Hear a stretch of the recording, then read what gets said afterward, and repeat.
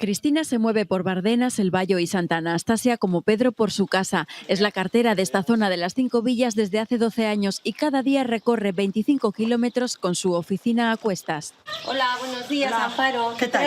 Bien, ¿y tú qué tal el fin de semana? Bien, fiestas. Te he traído los sellos. No solo les lleva el correo, los vecinos también pueden enviar o recibir paquetes, pagar recibos, gestionar servicios de luz o de gas, incluso hace de cajero allí donde no hay porque también puede ingresar o retirar dinero en efectivo.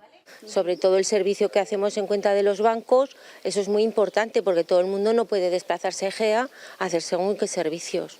Entonces sí que ayuda a sentarse gente y gente nueva que viene a los pueblos, sí. A Antonio le ha llevado el distintivo ambiental para el coche que ha pedido. Es una facilidad enorme para nosotros no tener que desplazarnos a otros sitios, por ejemplo, si tenemos que hacer un certificado o cualquier otro documento. Un servicio esencial, nos cuentan, en un medio rural que envejece y que pierde población. El servicio, aunque nos quitaron la oficina que teníamos, ahora el servicio casi aún mejor porque es puerta a puerta. No hay gente mayor, claro, y el servicio de puerta en puerta hace mucho. No me desplazo a la oficina, me trae la correspondencia e inclusive si tengo que pagar algún recibo en correos, aquí me lo hace ella. Y que se ha hecho más necesario que nunca en los últimos años.